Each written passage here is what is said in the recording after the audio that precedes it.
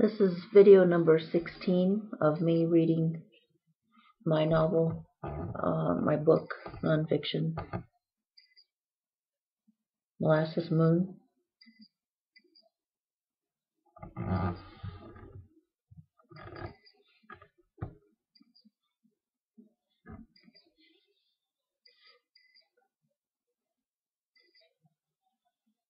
Pushing the back key.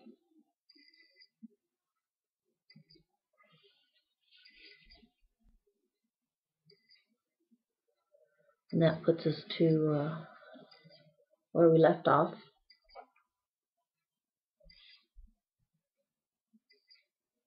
See, it's showing pretty well.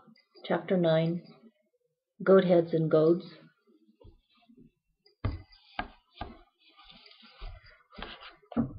I woke up with a goad this morning at 5:30. I think it was 5:30. I'm okay, don't worry. It doesn't hurt, though it is still firmly planted in my brain. It's wedged between the right and left hemispheres to make sure it does its job one way or another, in spite of my memory linkage problems. You know, the right brain is free-flowing, intuitive, quirky and perky. The left is verbally logical, mathematical, and elaborate, precise in planning. Both hemispheres' sides are actually rational and cohesive, contrary to what some scientists may argue. Just ask me, since you can take me for what I'm worth. It's harder to follow the logic of the quirky side at times. It moves fast and leaves gaping gaps. You're expected to fill in the blanks. Large leaps are required. Not many people argue with scientists, but it is done, as you can tell by me. But it is true you can't argue with logic. People try, but they're not logical. As you probably know by now, my right brain, the side in charge of typos and Freudian slips, frequently types goad instead of goal, though I usually catch it. I don't have a code in my nose. I didn't mistype goad. I mean goad for cold. Now, the point of power, The goad had to do with quite a few things I wanted to remember to put in this chapter. It says to start out with a rule some journalists use for a writing plan. Tell them what you're going to tell them, then tell them what you told them. I do have definite qualms about working from a rule or plan like this, since I still have a hard time keeping my right brain perking into my left. I like to use my whole brain whenever possible. That way, I partially avoid the half-wit syndrome. But if I let verbal logic get too heavy, quirk quits playing.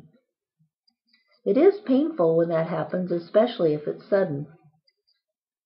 That's when the empty void takes over your mind, body, and soul, and you get depressed. But nobody can call me a coward, so I'll try. I'll try it. Here's what I'm going to try to tell you in this one chapter, if you'll only listen, and if I don't fall into too many fascinating ditches. It's the 17th, St. Patrick's Day, so I want to talk about that and my expectations from it, and tie it to my idea for a book, Holiday History, showing how celebrations have more to do with blind habit than memory of the day's origins. I was also hoping to tell you about my phone call to Barbara this morning over coffee. She's the one to whom I've sent copies of a few queries, hoping she'll want to see the Molasses manuscript. Oh yes, and I'd like to tease you with a few hints on some of my Chiron techniques, especially the fear no response to qualms. I developed that technique before making up, and here's a view of what I'm reading from, in case you're interested.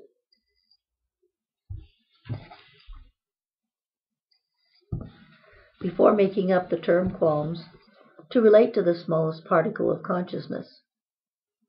That then leads to mentioning that quantum physics have already found particles. Start over on that sentence. That then leads to mentioning that quantum physicists have already found particles smaller than quarks and quantums. Don't worry, that doesn't rain on my parade. I'll explain later, though I don't know how much later. That should be enough for one chapter. I'm not sure if I got all the gold out. I think there are still some particle impurities in there. We'll see how they get in the way. Hopefully they won't detract or distract too badly.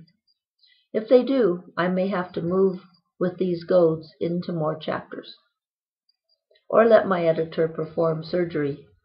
Oh God, no, not that. The 17th. That number seems to have a link between Jeff Herman and me. Remember, his birthday and the roses are on December 17th.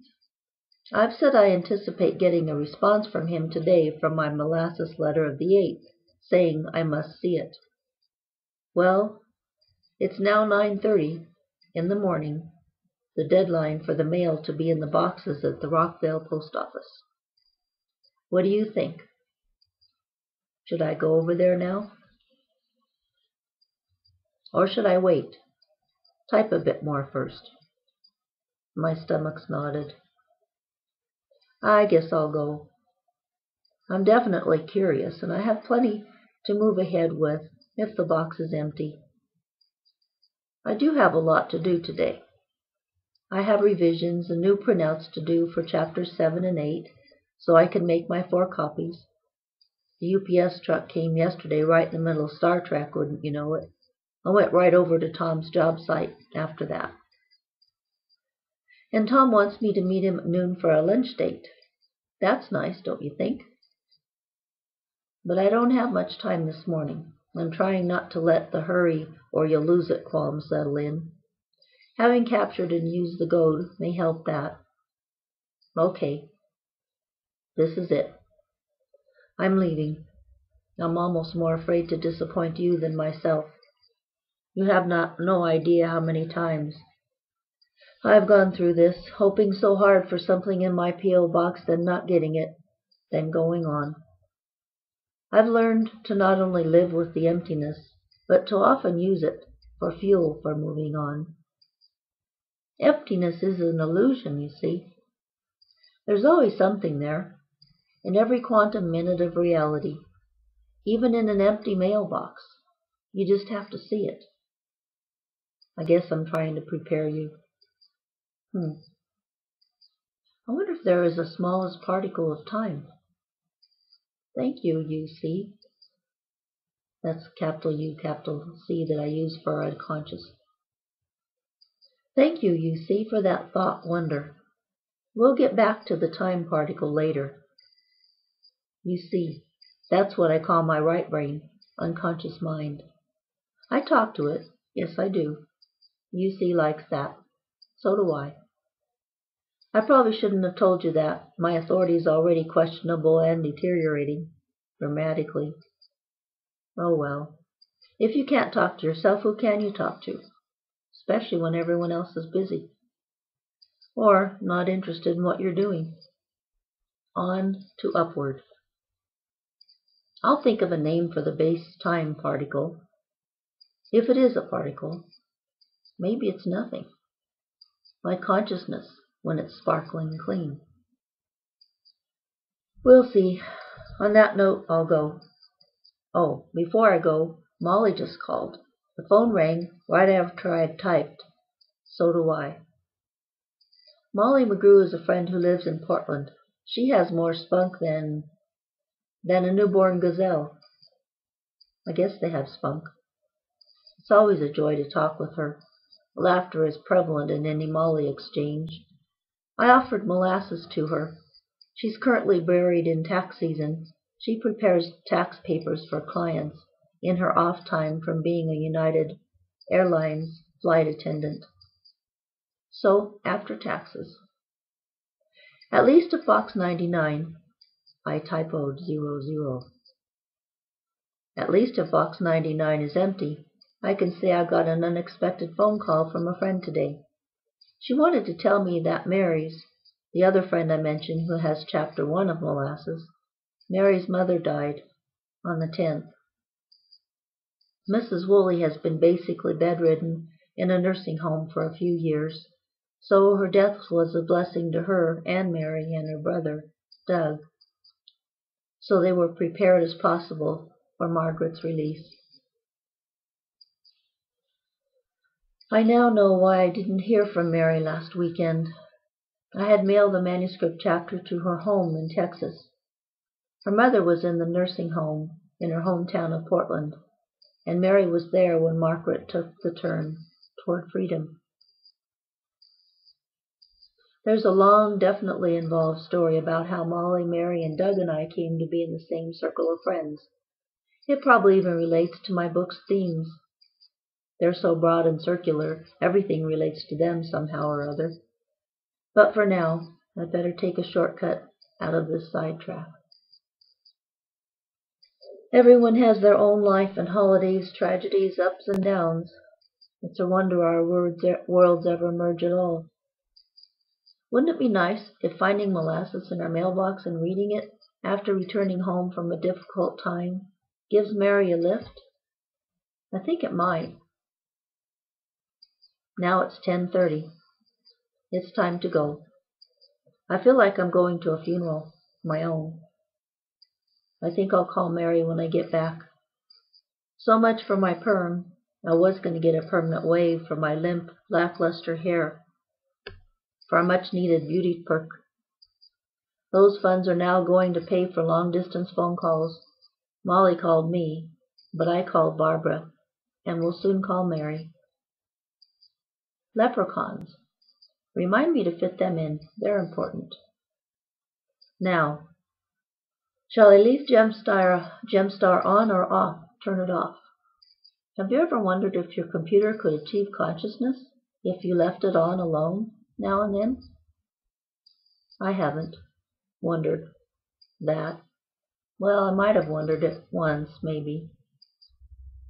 I have achieved consciousness, somewhat. It isn't easy to lie to appear sane. I'm getting myself in deep shit here. Oh well, I said I was a comedy. What's laughter if not temporary insanity? Truly, I just have a wild imagination. We all know that. Off. I'm turning it off. It's windy outside. I wouldn't want to chance damaging my lifeline with a power surge. The power drop wouldn't do much for Gemstar's memory either. Off I go. I'm off to see the wizard, the wonderful Wizard of Oz. And off you go, Gemstar. Asterisk. I'm stunned. I was composing what to say to you to excuse and relieve the disappointment of nothing in box 99. I was going to switch the subject to leprechauns, saying that the best thing to do with raw, fresh pain is to change the subject. I have a leprechaun. I know it, and I believe it. The triangular blue edge on Jeff Herman's hand-addressed envelope was glowing between bills from IGP and West Plains Energy. Carrying the 3 envelopes home, I was dazed. While Tara was squatting to bless the field grass with scarred fertilizer, sacred, to bless the field grass with sacred fertilizer while gathering fresh goat heads, I hesitated opening the letter, but not long. Standing in the field, behind the post office, wind blowing my silky fine, clean hair, needing a lift and getting one naturally. Tara still occupied hallowing the ground. I was expecting, I'm sorry, but I read. Dear Miss Shelnutt, I carefully read all your letters and appreciate that you put so much intense thought into them. Please send me Molasses Moon. By the way, things like boxes tend to get thrown out. It's hard to be polite to everything received. Sorry. Best, Jeff Herman. He's the best, and he should have signed your lucky leprechaun. I'll send him the fresh, clean copy I've been saving on my desk, in the envelope on top of the cookie box housing my quarter moon dues manuscript. It's going into the mail in a red, white, and blue cardboard priority mail envelope in this bright, happy day, on this bright, happy day. Oh, but I have to compose a letter to him first. I wonder if I can write a quick one before meeting Tom for lunch. I have about 15 minutes before I have to leave, and I have to revise, print, and make copies. What to do first? I'd like to end Herman's copy with the letter I'm going to write to him merged here. That would be a great pausing point. But more than anything, I want to get the package mailed today, on St. Patrick's Day. I may have to tell you what I was going to tell you in this chapter tomorrow, in chapter 10. Or maybe 11, 12, and 13. Bear with me. You'll have fun. I'm going to my letters file now. Be right back. I think I'll pause there, leave you with a little bit of curiosity about what might be going on in the next video, which will be, if this is 17, well, I can count, it'll be 18. Okay, so that's the end of this one, and a little bit of good news today anyway. We'll see what comes next. At least you know, way in the future in 2012, that this book is available on Amazon Kindle.